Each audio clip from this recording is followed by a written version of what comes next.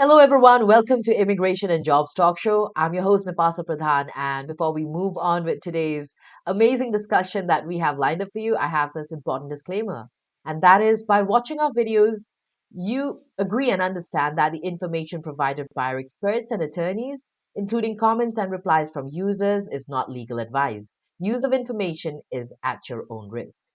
So, folks, thank you so much for joining us wherever you've joined us from. We are streaming live right now on YouTube, LinkedIn, Facebook, and also on X. So please feel free to drop your questions in the comments if you have any, especially with regard to our topic of discussion for today. And it's going to be amazing because we have none other than our guest for today is Justin Rivera from Wasden Immigration Litigation, a senior immigration attorney at Wasden Immigration Litigation, and his passion lies in guiding individuals and businesses through the intricacies of immigration law. Well, Justin brings years of experience from top law firms and the Texas Attorney General's office with a proven track record of success in achieving the best outcomes for his clients. So today it's going to be awesome because Justin is going to join us once again. And today's topic of discussion, I will tell you what is it.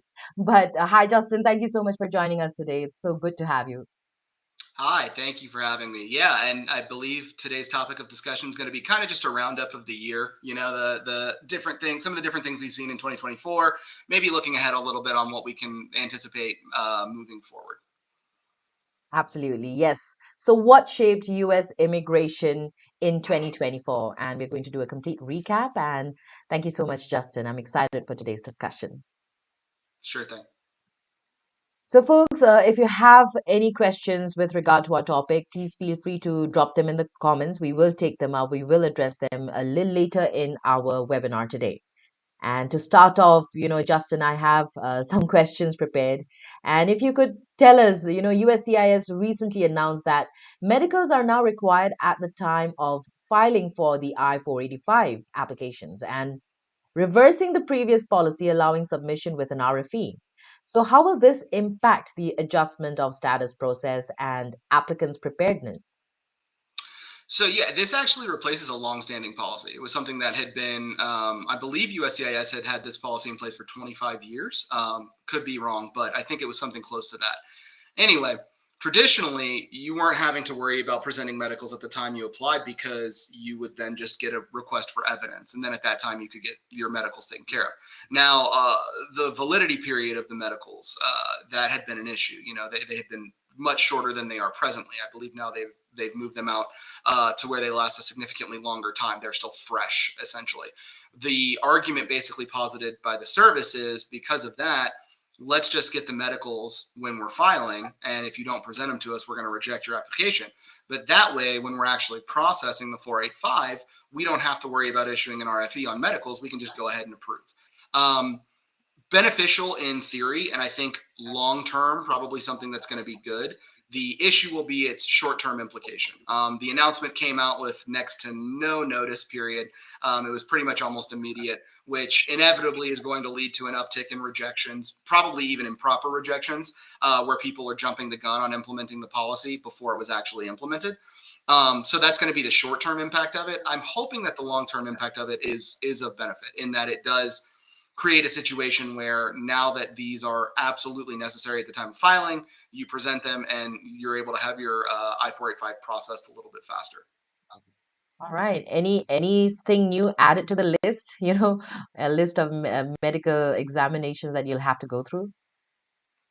So I mean, the thing about it is it's kind of a constantly evolving animal. It's something that at any time there can be some sort of alteration or change made to what's being required. So that's the other Right. side of the coin with medicals is, sometimes you would often be like, let's not worry about the medicals now. When they process your case in X amount of time, years or however long, if the policies have changed, we'll have to get new medicals then anyway. So as a result, just wait till the RFE comes out and address it then. So you do kind of have to look at what's the impact of that, because obviously USCIS is not going to say, oh, this is required when we're adjudicating, but it wasn't required at the time you submit your application. So we'll probably just let you go through. It would shock me if they did do that. It would be practical, but it would be surprising. So I definitely think there could be an instance where, if something new comes out that's required, someone gets an RFE where they say, hey, now you have to, provide a new medical. But that being said, it's not that big of an issue, or it shouldn't be that big of an issue. And hopefully, like I said, the underlying goal for them is to move down those adjudication timelines and make the process faster. And hopefully this does that. Absolutely. Looking forward what this would bring, this change would bring. Yes, for Mm. sure. Let's go on to our next question, Justin. And, what are the most significant immigration policy changes introduced by Biden administration or Congress in 2024? And how do they reflect the administration's broader immigration agenda? So I think that they did some positive stuff. I mean, give them credit where it's due. I'm looking over here because I wrote them down. They did automatic extension of the validity for green cards to 36 months for LPRs who timely file the Form I-90. They are increasing the H-2B cap with 65K additional for next year. That's positive. TPS for Lebanon, that's positive as well. From a practical practicing perspective, primarily dealing with work-related non-immigrant visas and immigrant visas, I think that they have tried to speed up processing, which is positive. But the other side of that, at least in my opinion, is I think that when they've introduced these new premium processings for things that traditionally didn't have premium processing, I think that they have kind of pushed back against actually using premium by issuing requests for evidence. And I have traditionally been of the thought process that just by virtue of filing and premium processing, you're not really increasing your probability of an RFE.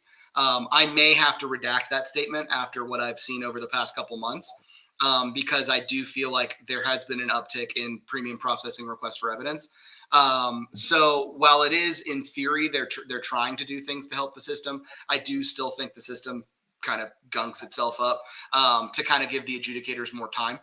But I think overall, the Biden administration, over the past year, they have taken steps to improve how the process is and streamline things. Mhm. So that being said, with that administration moving out, we'll probably see a little bit different of an implementation moving forward. Right, right. And just a few days left, before Trump joins the office. So, what do you think is happening in this 1 month? Almost a month, I think we still have a month. You might see a flurry of action going out the door as they hurry to try and finalize policies in the federal registrar. I know that there had been talk about there's the extension, the automatic extension for H4 EADs, and then the L2s. I'm they may make that they may put that in the system permanently. They may make that through policy something that remains. Mhm. That would be a positive, obviously. You might see some other small changes or designations, but the fact of the matter remains is anything that's not just like made law, something that's just an act, or like designations of TPS and things like that. Those are things that can be reversed with very little action that has Right. to actually be implemented. It's the actual rulemaking changes that take a lot of time to be modified. And those kind of permanent things, if we see that through the last month, that would be very beneficial. So we'll have to wait and see where it is on their priority list. But Right. I'm hopeful that we see a couple more positive changes. Me too. Me too. All right, Justin. So, how did the Deferred Action for Childhood Arrivals or DACA program evolve in 2024? And were there any major legal or legislative updates affecting Dreamers? So I definitely will say that I will definitely say here that DACA is not a main part of my practice. I mainly do work based. That being said, I try to follow DACA. I did see that there was expansion for healthcare. So in the ACA marketplace, it was actually in the beginning of November. People who were on DACA were actually able to buy into the marketplace to get health insurance, which is awesome. And then there's faster work authorization for people that have earned a degree. I know that that's a policy that they're implementing or wanting to implement. So those were the two big alterations that I saw. A lot of, and I genuinely mean this, not like it's not a situation where I'm like a lot of people are saying, and I'm just bringing it up. I've had a lot of conversations recently about where DACA goes with the changing of the administrations. And I try to point out to those people that in terms of what the new administration wants to do for immigration, they've laid out a lot of track in terms of what it is they want to do. I think everybody is very familiar with the fact that they want to do the mass deportations, ending birthright citizenship. They've now talked about deporting pro-Palestinian student protesters that are on temporary visas, ending parole programs, and ending TPS programs. From what I've looked at, I haven't really seen DACA on the table. And I think the reason for that is because it is, generally speaking, a popular program. I don't think that there's a large amount of pushback against DACA, even from people that are more restrictive in nature for immigration policies. So I definitely think that you're probably going to see DACA in the news, and people discussing DACA and whether or not it's going to be altered or attempts at removal. All that is to say, my opinion would be I don't see it going anywhere, just because it doesn't seem like it's something that they have high on their to-do list. Okay. Okay. Thank you so much, Justin, for the detailed explanation. And folks out there, thank you so much for joining us. You can keep commenting if you have any questions. Type them in the comments and we will be able to address them in this show. And thank you, Priyanshu, for your question. We will address it a little later. So stay with us, all right? So, Justin, my next question to you is, did the US immigration system witness any new visa reforms, particularly related to the H-1B program or family sponsored immigration? And if yes, what were their implications? So a really big one for the H-1B was the beneficiary centric lottery. Yes. Moving away from the idea that multiple petitioners are able to quote unquote game the system by putting an individual in, a multitude of times with the intent of just making sure that they get selected. Now it's beneficiary centric, meaning regardless of the number of sponsorships, it's one person is entered one time. There's no real way for you to utilize multiple registrations. So that was a very big change because I think in the past, there's been this idea that there are certain types of companies or joint groups of companies that will seek to work together basically to improve their odds of selection. So that's gone. Increased fees was another thing. You saw fees going up. You saw the introduction of the I believe we call it the asylum fee now, this extra $300 fee that's supposed to be utilized for people for USCIS to reallocate at the border. That was something. Online payment was another thing. Being able to file applications online and actually have legal representation for those H-1B payments. The credit card payments, I think, was another thing. At least for me, I hadn't really used that at all in the past, but now that's something that I think is becoming more common now. Just the ability to just use the G1450 form and make a payment from a credit card rather than having to just use traditional checks over and over. I think that's been beneficial to streamline the process.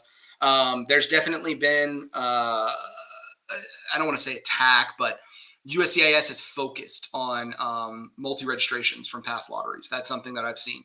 An increase in notices of intent to revoke for people that they believe were sponsored by an organization that colluded with other organizations to increase the probability of someone's selection. This is something that's being kind of fought on in court.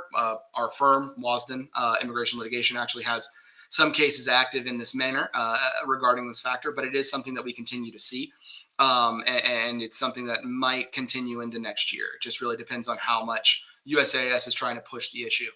The other thing that I've seen personally is an expansion on the scope of notices of intent to deny and notices of intent to revoke as they relate to previous alleged assertions of fraud or misrepresentation. Kind of giving you examples here, I've definitely seen situations now where people are trying to extend a current non-immigrant status. Maybe they're trying to extend an H-4 or an H-1B, and they get a notice of intent to deny, basically saying that they are ineligible due to an admissibility based on a perceived finding of fraud or misrepresentation based on a prior non-immigrant visa. A lot of times this is an F1 issue, particularly with working with some of these, quote unquote fraud employers. But I've definitely seen an uptick in that as well. Whereas, even maybe 2 years ago, you weren't seeing any attacks on admissibility for people that were extending status in the United States. At least I wasn't seeing them. So that's another thing that I've witnessed as well, for the H-1B program. Prospectively, I think we've had previous discussions about this. It's definitely, there's a lot on the table in terms of what wants to be done by the next administration coming in to make changes. Realistically, those changes will make the system more restrictive, but we are in a wait and see approach. But kind of curtailing the end of year for what the Biden administration seemed to do with the H-1Bs, they really wanted to go after fraud.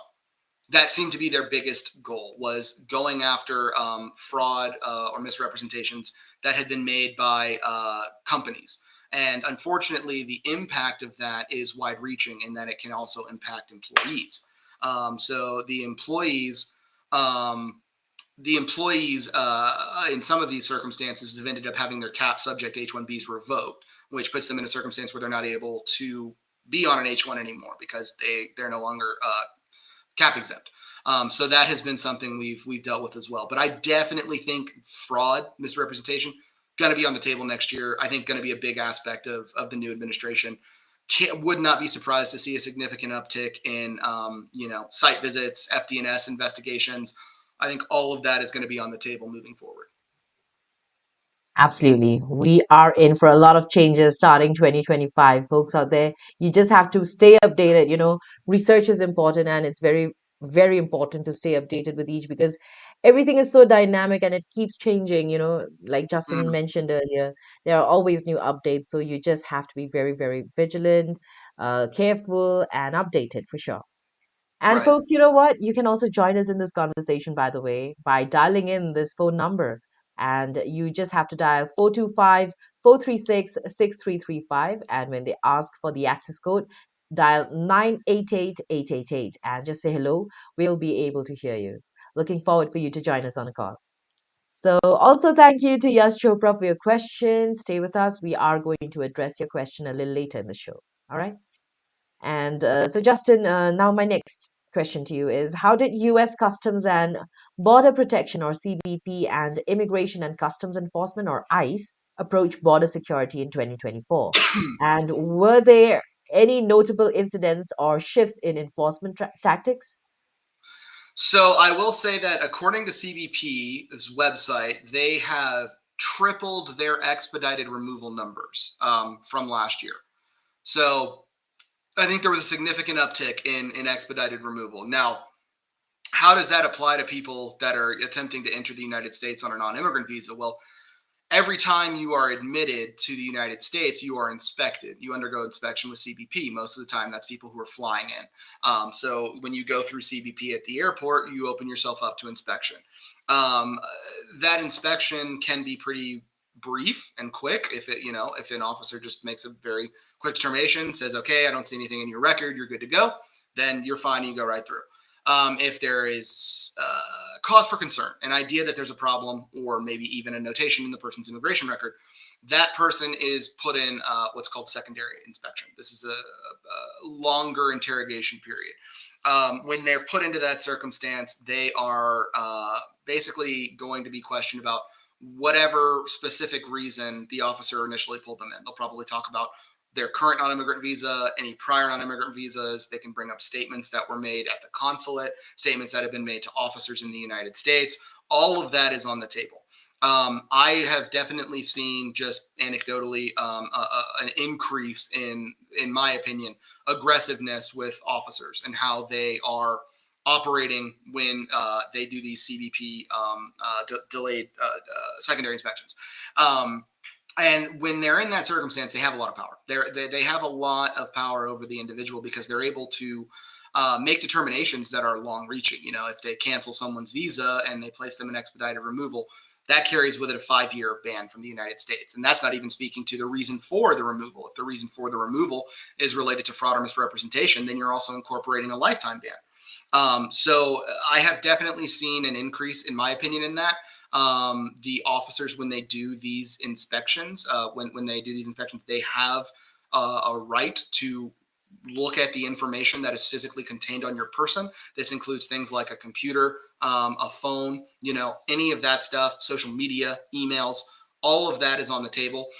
Just anecdotal, like just speaking off from personal experience, resumes have become a very big point for them. They are very very diligent in reviewing people's prior resumes. If they have a copy of the physical resume on their person or a copy of the resume on their computer, they are looking at these documents very closely. They want to look for, did you list an employer that you didn't actually work at? Did you list an employer that they're alleging you didn't have work authorization to work with? Did you ever verify that you worked with that employer? And if you didn't work with that employer and they were listed there, did you try to procure an immigration benefit using that resume? I have seen a lot of cases over the past 2 or 3 weeks where people were dealing with these resume issues, where they were either drafting a resume or making changes to a resume, and the iteration of the resume, even if it's not the final version, was on their person when they were going through, and they were pulled off, and this issue was brought up. So I would say, just kind of generally speaking, for everyone moving forward for the next 4 years, really good idea is, if you're gonna carry any form of a resume on your person when you're coming into the U.S., that resume needs to be 100% accurate and up to date. And also be prepared for any and every item on your person to be open to inspection. So if that means making a determination like shipping your laptop ahead of you instead of carrying it with you on your person, that's something to think about. I know people are not going to ship their phones. I know the world we live in. But if that's the case, maybe be aware of everything that's on your phone, because it is all information that the officer could look at. So yeah, just kind of buttoning that up. I think we've seen higher rates of screening, and I think we're going to continue to see that moving forward, as we move into the next administration, because there is just so much power. There is an imbalance of power when there's a CBP inspection underway, because you have someone that's in a room, they don't have legal representation, they are opened up to questioning. Most times these people are not prepared for these questions. They're probably being asked about employment that was 4, 5, 6 years ago, from a time where they were maybe on an F1 or on an H with a different employer. Makes you open to possibly making misstatements, and those misstatements are something that the officer would seize on and use it for grounds for visa revocation. So I do think that moving forward into the next couple of years, we as counsel and then the employees are really going to need to become simpatico on being ready to deal with these issues, dealing with the idea of increased scrutiny for inspection, and making whatever changes we can to ensure that the process is as smooth as possible when somebody's applying. Because at the end of the day, no one's going to just hang out here for the next 4 years under the guise that they're scared to leave and re-enter. It's just not Hmm. realistic. So we do have to Right, have a plan in place on how we help people moving forward. right, right. Well, thank you so much. And talk about investigation or scrutiny. I think we will not have any more privacy then. I mean, No. if everything in your phone can be checked, that means anything and everything in your life can be checked. Right. And yeah, I mean, there's circumstances where people have had their emails gone through for, 8, 9 years long of emails. Just an Wow. officer just going through everything, typing in employer names, typing in manager, supervisor names, because their goal is to look through everything to see if there's anything that they can find that gives them cause to move forward with revoking a visa. So yeah, I think it's been more difficult moving forward, and I think it's going to be much more difficult as we deal with the next couple of years. Wow. Thank you, Justin, for giving us a sneak peek into what we can expect in the future. I think we Mhm. should address Priyanshu's question now from YouTube, saying, I'm waiting on my green card. What do you think were the most important changes in 2024 that could impact me? Okay. I mean, if you've already filed and you're waiting for adjudication, then hopefully the process is fast enough that it's been streamlined and you're not going to have to wait a long, long time. If your 485 is pending, and hopefully it moves quicker. My worry, prospectively, would be a really easy way to make immigration more difficult without having to actually make, wide sweeping changes, is to really just make small changes that slow down the process. Small things that, we now require this, which we didn't require before. Or, Mhm. we're going to start requiring interviews for everyone in this type of category, even though we haven't done that in the past. That was something they Mhm. did before with the introduction of biometrics. For in categories that traditionally hadn't required biometrics, it's adding steps to slow down a process to make it much longer and more difficult. That would be my worry moving forward. I would definitely hope for you that you're hopefully able to get your 485 adjudicated before the end of the year. If not, hopefully before maybe February of next year. If that's not the case, it'll be another wait and see. But I'm hopeful that they do seem to be operating under the desire that they're trying to move cases as quickly as possible. So for you, I would just say, the changes in the medicals, that shouldn't have affected you because you've already filed the 485. And hopefully you're just able to get everything as quickly as possible. Me too. Me too. All the best, Priyanshu, and thank you for participating with your question. If you have any further questions, you can keep commenting. And now we have Yash Chopra's question. For students on F1 visas, were there any updates this year that made it harder or easier to stay in status while they're studying?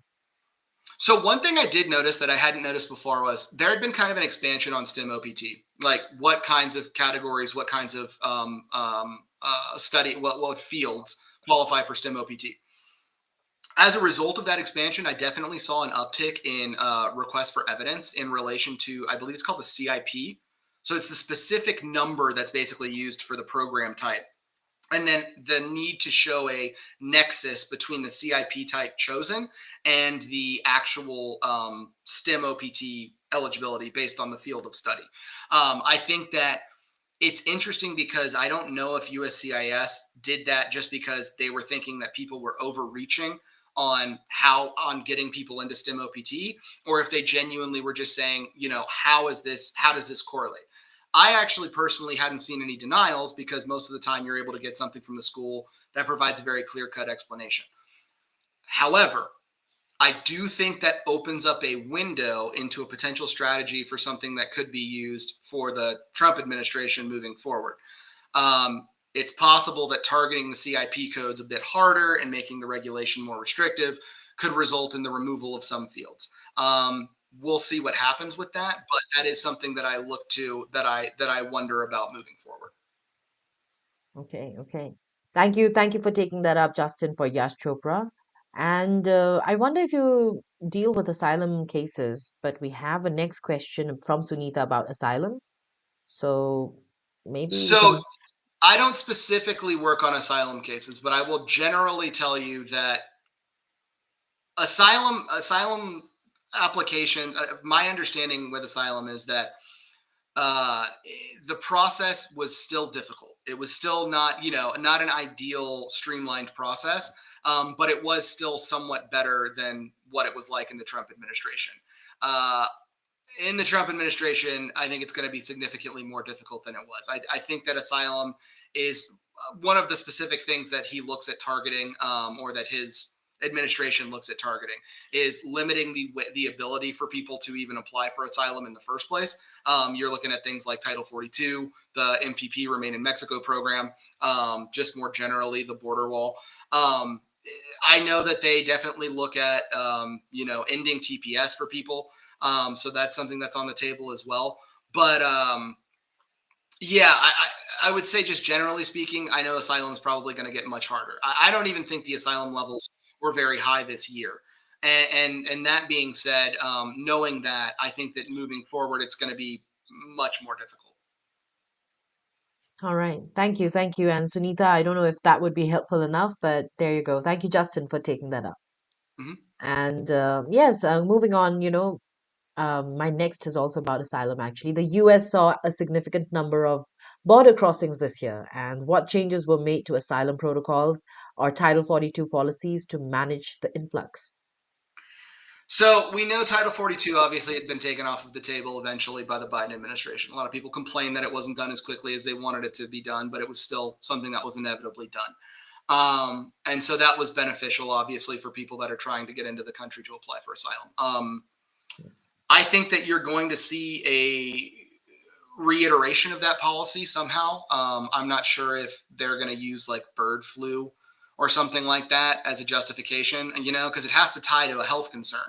But I do think you're going to see that coming up. I think that the Remain in Mexico program is going to come back as well. I think that that's going to be something that's on the table. And I think that you're even going to actually see an iteration of that implemented in Canada because they have already come out Okay. and started making statements about, oh, people immigrate, people come in, illegally, quote unquote, not only from Mexico, but from Canada as well. So we need to Okay. increase scrutiny. And how do they do that? They probably implement similar policies that they have along the southern border. So, yeah, I think that you're going to see restrictions. I mean, that's what people voted for. They voted for the idea that they wanted to curtail entries at the southern border and to a lesser extent, I suppose now, at the northern border. And so I think what you're going to see is at least a desire from the administration that's coming in to really Mhm. get a handle on those numbers and curtail them because that's how they're really going to try to show that they're implementing the promises that they made. And so they have a lot of avenues, I think, that they're going to be able to do. I mean, family separations obviously on the table as well, even though it was incredibly unpopular. You're dealing with a circumstance where this administration's coming in and they know that they've been able to do something like this in the past, so they're probably going to lean towards it moving forward. So I think you're going to see all of that. I think it would. There's no way to me that we're not going to see numbers drop. It wouldn't make sense. I think that there's going to be crossings should go down. If they don't go down, I'd be very surprised. Okay. Okay. Well, yes, I think border security is going to definitely get harder. And now that we have our border czar, Tom Hooman, I think he's going to do everything to make it even harder. Yeah, Yeah. absolutely. I could just, yeah, it would not shock me if there was everything on the table in terms of what they can do. I think there's going to be more officers hired, more money thrown into this Yes. circumstance, the re-implementation of all the policies that they were able to use last time, and then a couple new things that they didn't have before. For sure. For sure. Well, thank you, Justin, for taking that up. And now, my next question to you, Justin. I'm really rushing through, right? I really hope you're okay with that. But yeah, with the labor shortage continuing in key industries, how did changes in employment-based immigration policies such as the H-2B and the EB-3 visas shape the US economy this year, 2024? So yeah, I mean, I think you saw it with the H2B expansion. The fact that they're hiring, they're expanding. I think it's by 65,000. I think that they definitely realize that there's a shortage. Actually, Roshni just asked a very similar question, that there are shortages in certain industries, particularly farming, that needs more employees. Like there needs to be more people doing those agricultural jobs because there's just not a workforce there. So I think you've seen, I think you've seen the Biden administration implement policies in order to address that issue. Do those policies remain in place moving forward? I kind of think they do, just because things like the H2B, it's genuinely beneficial, and I don't see a lot of pushback. In terms of all of the different types of immigration programs that have high approval rating, I don't really see a lot of pushback for the H2B. Also, speaking kind of more generally about healthcare and those industry, those other industries that have shortages that are typically filled by non-immigrant visa holders. I'm hoping that there'll be a bit of credence given to them moving forward. I think maybe there hopefully will be more of a preferential treatment to those fields when they're trying to fill them with specific non-immigrant visas, because I mean it's needed, and I definitely think when you kind of look at immigration, there is this push and pull with immigration where there even the people I think that are hardliners on immigration will admit that restricting immigration within the parameters within the fields that have valid shortages, it's nonsensical because if there's genuinely not a workforce available domestically to fill that need, then there has to be someone else that's willing to come in, and that's where you have to utilize immigration. So I think that I've seen positive movement on that regard over the last year. And I think, I've been critical a lot of the Trump administration and immigration. I actually think you might see that remain. as we move forward. I think that that's not something that they're really going to want to push back against because it has that high approval rating. It just, we don't want to create shortages where there's literally just not people to perform agricultural work. And you're dealing with circumstances where there's just not employees available to do stuff, and people in that field are losing money as a result, and it's being felt by consumers because there's less availability. So all of that would lead me to believe that that's something that it has been trending in the right direction, and it's going to continue to do so. Wow, thank you so much, Justin, for the detailed explanation and also for taking up Roshni's question at the same time. Yeah, it was very convenient. Mo- yeah, actually, yes, made sense, and thank you for doing that. Well, moving on, what impact did new immigration trends have on American industries? Well, since we spoke about it already a little bit, but Mm. healthcare and tech, where foreign labor also plays a critical role, if you want to add anything more to this point. So I think a big thing to at least address on is tech and where we're going with the tech industry. I think that there's a back and forth right now in terms of what is wanted by people in higher positions of the Trump administration. You have the Stephen Miller side, restriction, America first, you know, curtail immigration as much as possible. But then on the other side of that coin, you have the tech industry people that have supported the Trump administration. Obviously, you have Elon Musk, Vivek, and then there's other individuals as well. Those individuals, it would make sense, want to ensure that the tech industry continues to thrive, and in doing so, utilize foreign employment. So that's going to be things like increasing or keeping at the same level individuals that are employed on H-1Bs, L-1s, TNs, all of that. So I think that tech is it creates an issue of who wins out in that circumstance. And it would make sense to me if you saw the tech industry, if they're continuing to grow, continue to utilize these non-immigrant visas without as much pushback as I think you may see in other industries. And then to be truthful, there has been conversation about, is there almost a two-tiered system of the way you look at the allocation at this point, where if you're the big company over here and you apply, your process is a streamlined approval. If you're a smaller company or maybe a consulting company, do you go through a more rigorous, detailed process that requires you to jump through a couple more hoops? And I do wonder if that's going to kind of be what we see. I think it's been something that's already existed with the Biden administration. I mean, personally speaking, I've worked on both sides. I've worked with very big companies and very small companies. Everyone gets RFEs at the end of the day, whether you're a big company or you're a small company. The detailed nature and the specificity of the RFE may be a little different if you're a smaller company than you are a big company, especially if you're a third-party placement Mm. company. And so I do wonder how that's going to be impacted moving forward with tech and what we'll see there.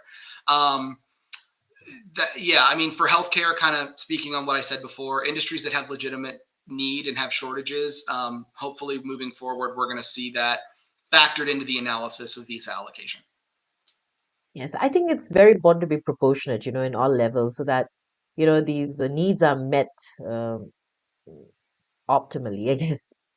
Right, right. Yeah. I mean, especially if there's literally just not availability. I mean, if you're in a Yeah. situation where you're an employer and you need to fill a position and the applicant pool is tiny and the applicant pool is being overfished because there's so many companies that need these people, you have to find that somewhere. That position To doesn't fill go that, away. yeah. Need has to be Mhm. serviced. So in order to do that, you have to, look to what your other options are, and that includes, bringing people in.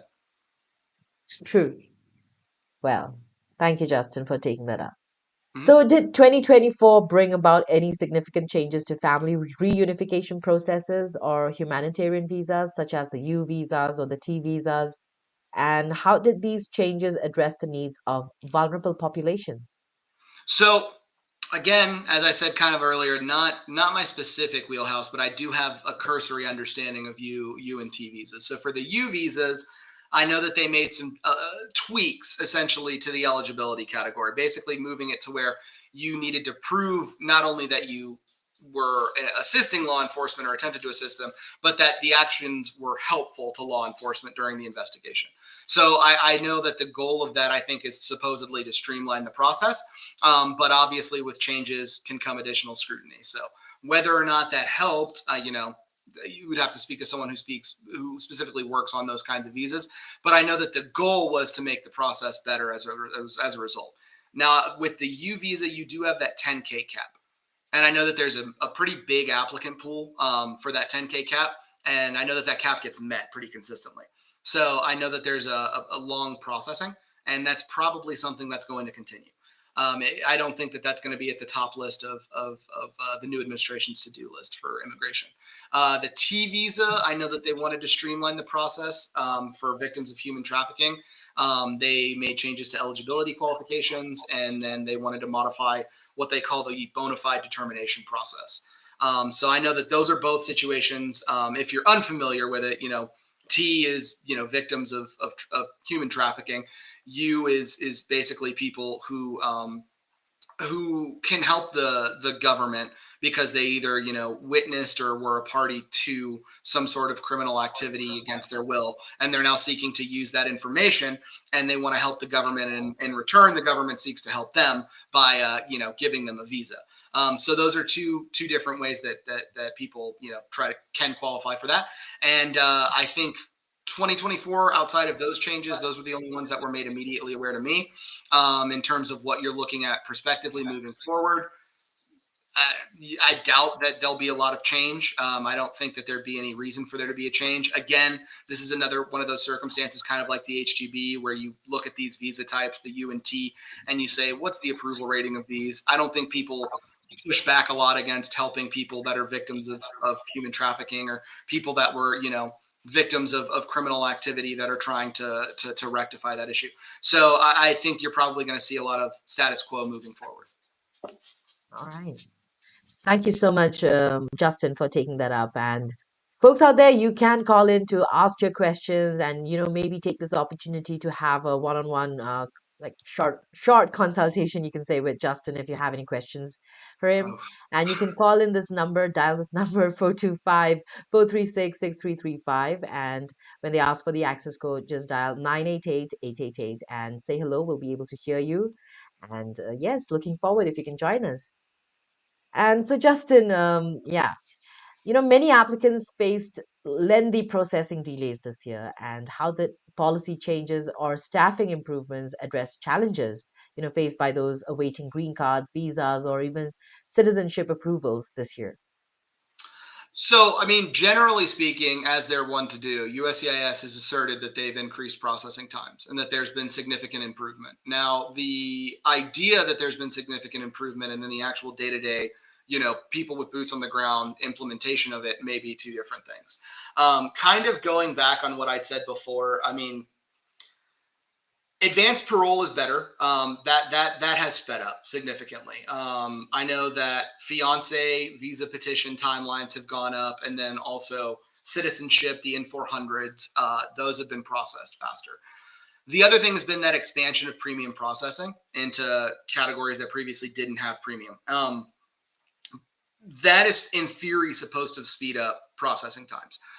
What it looks like in reality, though, is that though they're basically taking those fees and turning around and issuing a request for evidence. That's not to say that it's an absolute certainty, 100 out of 100 you're getting RFE'd. But I personally, like I said on a previous question, have definitely seen an uptick in the issuance of RFEs for premium processing cases. And honestly, some of the RFEs are lazy. I say that meaning, specifically, I have a case presently that has a request for evidence pending on it that is asking for someone to show that they have continued to maintain H-1B status at the time they applied for the benefit. Well, this isn't an extension. It's a change of status. The person's in a different status and is changing status to H-1B. So if you were going to ask about maintenance of status, those questions should have been about the person's current non-immigrant status, which is not H-1B.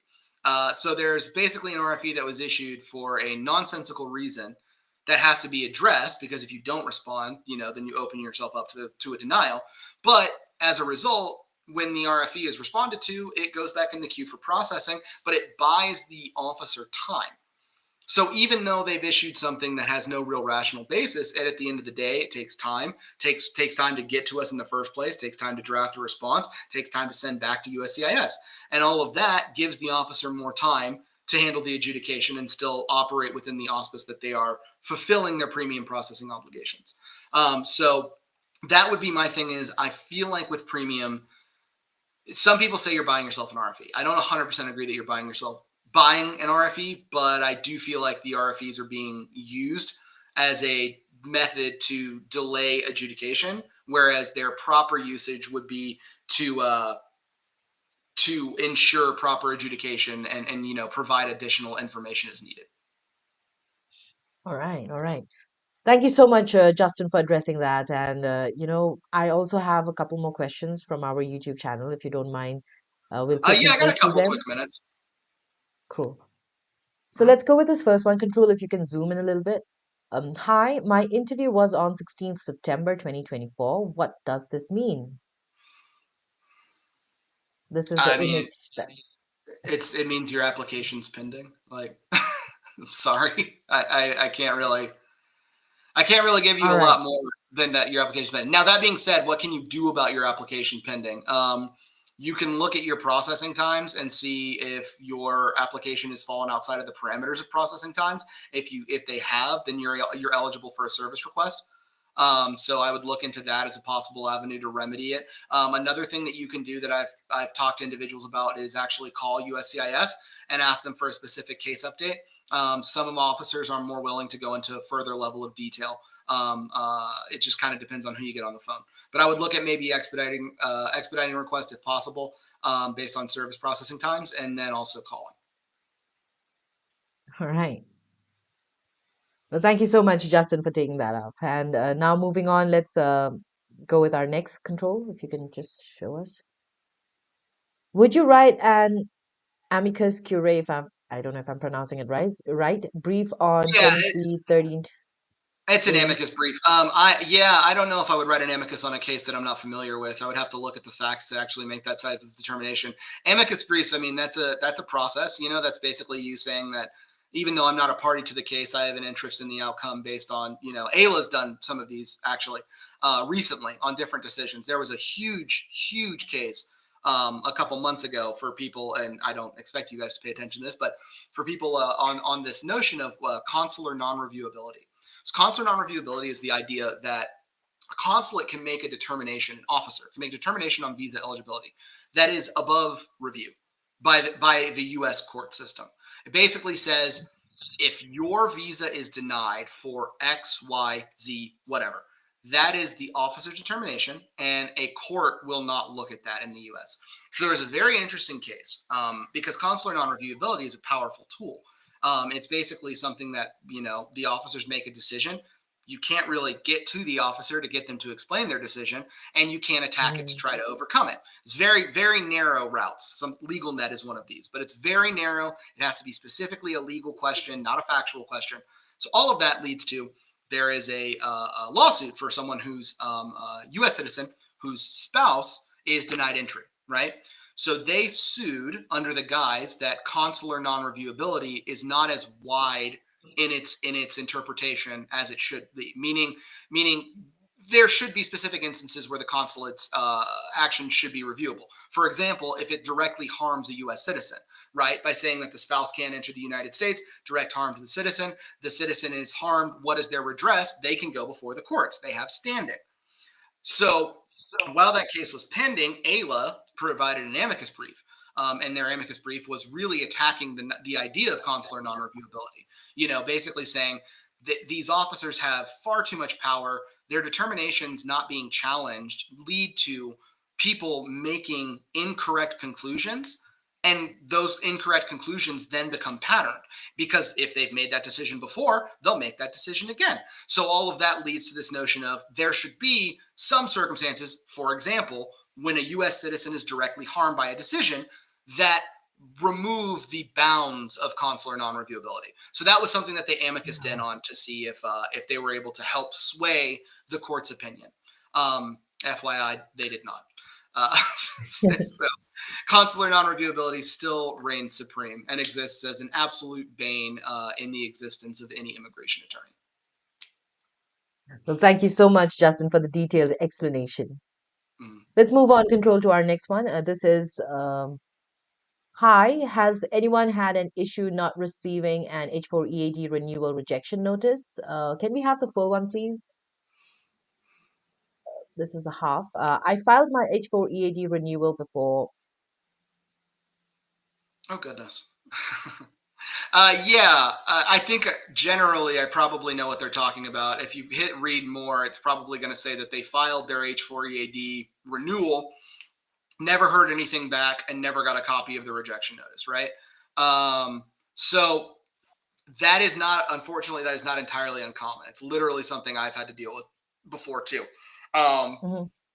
so yeah, it's not a great situation. Because what it does is if you don't apply before the EAD card, you may not be able to get the automatic extension. So that can happen. And oh, there we go. Yes. Yeah, So I filed my H4 EAD yeah, renewal before my EAD expired, but never received the rejection notice. I only found out about the rejection when I contacted the USCIS lockbox multiple times, but they responded me in August, and by then it was too late to reapply for my EAD expired.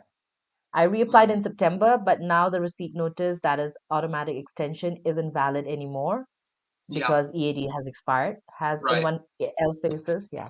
What should we do? Yeah, so it's not the first. It's definitely not the first time I've seen this situation, and it's unfortunately it's a tough bet, because the prerequisite of the eligibility is that you're filing that before the expiration.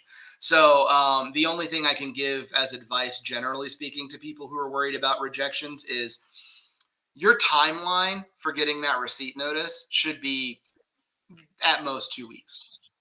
So if you're getting to a point where you're past 2 weeks, you need to start checking to see, whether or not the case got rejected.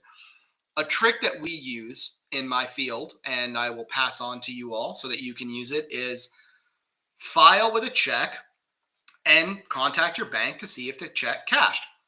If the check's cashed, that means USCIS should have receipted your case. If the check has not been cashed and it's been 4 or 5 days since USCIS received your application, that lends itself to the notion that your case has been rejected. So Okay. in that circumstance, you may want to jump the gun, especially if your EAD is expiring soon. Jump the gun, submit another application, and just do it as quickly as possible. That way you're able to send another one in. Hopefully the issue is corrected. Double check, triple check, maybe even talk to an immigration attorney beforehand so they can look at it to see if you're missing anything. And then just send another one. Worst case scenario, you get 2 receipt notices. Costs you a little bit of money, but gives you peace of mind, and then you open yourself up to being eligible for that extension. So that would be it. The EAD, there's not a whole lot of reasons why the EAD gets rejected, to be honest. The I-765 application Okay. is pretty straightforward. Pictures is going to be the big one because you need the 2 passport photos. Mhm. I've seen rejection for that before. The other ones is signature. Did you not sign or Okay. date somewhere where you were supposed to? And so those would be the big 2 things that I would look at to see whether you missed something in your analysis. Wow. I love how you answered that. I mean, it's a great trick to also know. Thank you so much, Justin, for taking this up. Mhm. Let's go on to our next one quickly, please. If you still have got some time, Justin. Yes, dwindling, but a little bit. Yes. All right. So, should we wrap it up then? Let's look back at 2024 for you, Justin. Maybe you would like to tell us about a case or something significant that you would like to share with us today. Yeah, absolutely. That would be great. Thank you. I would Yeah. say for 2024 has not been. It's been decent. It's been a decent year for immigration. The big things that I've really seen are really this honing in on this fraud findings and this idea that for example, you have these kids that maybe went to school on F1. They needed to join employers for OPT or STEM OPT, and they were approached by an employer who said, "Hey, come work for our Mhm. company. we'll help you out. You pay us a fee for training, and then after the training's done, we'll put you at a client site. It'll be great. You'll work at amazing clients, Amazon, Google, Volvo, whatever, you know. Yeah. And these kids say, okay, and they do this, and they go work at these companies, and they do these trainings. They're maybe 2, 3, 4 weeks of training. They come out of the other side of the training, and they say, well, where's my work? And the company's either telling them, we can't find anything, just hold tight, or just not even talking to them. So that happened Wow. to an unfortunate amount of people. This has led to USCIS kind of overall, like not even just USCIS, all of the agencies, all of it, DHS, CBP, everyone. There seems to have been this conclusion that if you did that you engaged in fraud or misrepresentation because you worked with those companies to secure an immigrant benefit, be that your OPT or your STEM OPT application. Mhm. As a result, you've had an admissibility increases for fraud or misrepresentation. There have been people who've come into the United States and been put in expedited removal. There's been people who've been denied at the consulate. There's been people who've even tried to apply within the U.S. for extensions and are dealing with this fraud or misrepresentation. This has been a wide-reaching thing. It's been something that we've been really working on. We recently had success on a couple cases. There had been Wow. previous success as well, but there was two very big recent successful ventures for Wow. two big groups of plaintiffs where they're now moving forward. Those inadmissibility findings are going to have been removed from their records, and they are going to be able to re-enter the United States subject to new non-immigrant visas. And that's Wow. great. It's huge. You have people who were in It situations where they is. thought they would never be able to come into the U.S. again, or they would never be able to adjust status, to become a permanent resident. And so that is what I would kind of close on my highlight for 2024 is coming away with those wins It's at the amazing. federal level, at the court level, knowing that the courts are very likely going. Thank you. Amazing. And props go to John Wasden deserves the shine there. My tacit Hmm. Okay. involvement, it's nice, but yeah, that I think going into next year is great because it shows us that where possible, the courts can be a positive avenue. So when we start to Mhm. look into next year and you're dealing with things like an improper denial, a denial that just seems ridiculous, Yes. or something like that, an incredibly long delay that could require a mandamus action. We all have to realize and be comfortable with the notion that the federal courts are going to be an avenue that must be explored because it would not shock me if USCIS is not playing fair. And so that I would leave it at that. There is definitely hope going into next year that whatever is thrown at us, we're going to be able to fight it back. If we can't fight Yeah. back with USCIS specifically, we'll take it to the court where we need to. Wow. But that being said, amazing. I mean, kudos to Boston immigration litigation for being amazing. And I think, yes, we have great things to look forward to 2025. So thank you so much, Justin. This was great, Uh-huh. lovely. And congratulations to you, Boston immigration litigation, I would say. Thank you very much. Thank you very much for having me. I always appreciate it. And I'm sure I'll talk to you soon. Yes, I hope to see you soon. Have a great day ahead, Justin. Thank you so much for joining us. You too. Bye. Yes, folks, if you want to have a one-on-one consultation with attorney Justin Rivera, Wasden Immigration Litigation, why not contact him? His number is 844-592-7336, and you can email Justin at support@wasden.law or go visit www.wasden.law to get to know more about Wasden Immigration Litigation. And also, please do not forget to check them out on LinkedIn. Thank you so much for joining us, each one of you, and stay tuned on Immigration and Jobs Talk Show because we got more webinars lined up and discussions lined up, and of course, great news and amazing updates. So check out our space, and yes, don't forget to subscribe to us, like, share, and yes, thank you so much for joining us today. Bye bye for now.